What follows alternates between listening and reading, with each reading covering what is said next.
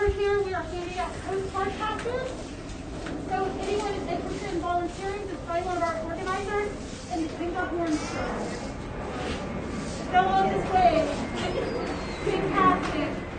Well, I'm going to turn it over to Kendra, so please welcome and welcome your Congresswoman Kendra Hall.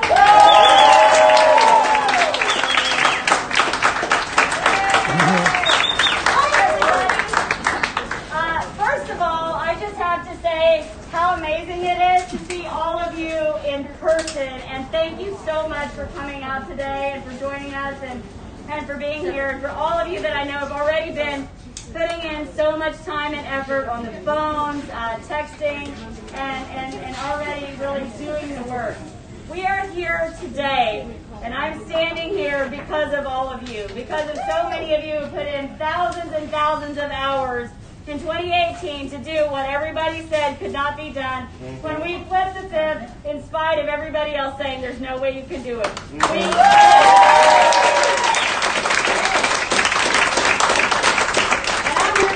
That's exactly what, because I've got a thing or two to tell Stephanie Bice and anybody else that thinks this seat belongs to a party or belongs to a person.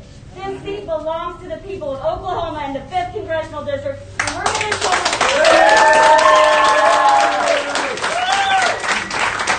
health care access for every single Oklahoman. To expand health care access, not to take it away and make it harder for you to go see a doctor or get the prescription medications you need. The people of Oklahoma want to make sure we're investing in public education and that public dollars go to public schools and they don't get siphoned off and directed somewhere else. And as Oklahomans, we know that we show up for each other, that we work together with our friends and our neighbors, and that we can extend a hand and reach out across the aisle and do work because it's the right thing to do. And that we don't have to choose between policies that are good for our pocketbooks, jobs, and economic opportunity, and policies that are good for people, our health, and our future. And that is exactly what we're fighting for right now, and I'm so glad to be here with all of you. And I cannot wait to continue to do this work and celebrate as we fight for Oklahomans and for a future that includes every single one of us, not just some of us.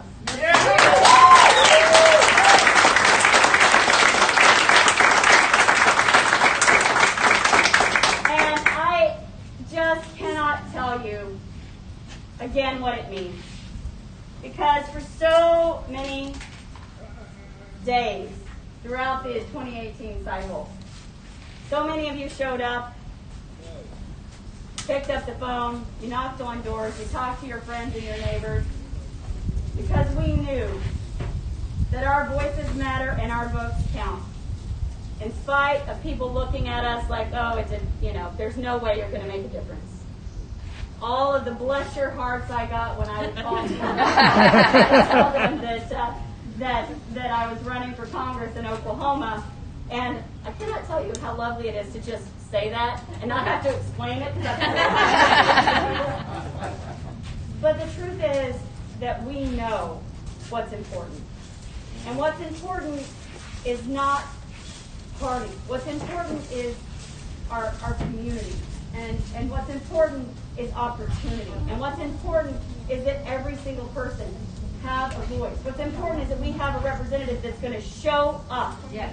That's going to listen. That's going to work hard. That's not afraid to stand up for Oklahoma and against anyone that's pushing against what's best for us. And that's going to shake things up, because that's what is the right thing to do.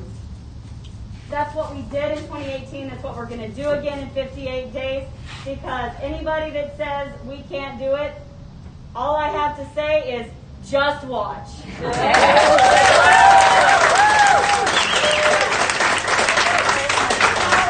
haven't signed up for a shift of volunteering, or if you haven't figured out a way to get involved, we got plenty of things to do. And though we can't do as much in person as I would love for us to be able to do, we've got to get on the other side of this pandemic so we can take care of the health of our communities and continue to rebuild and get us all back to work and build up our economy safely in a way that includes all of us. And I am so glad to be here with you today.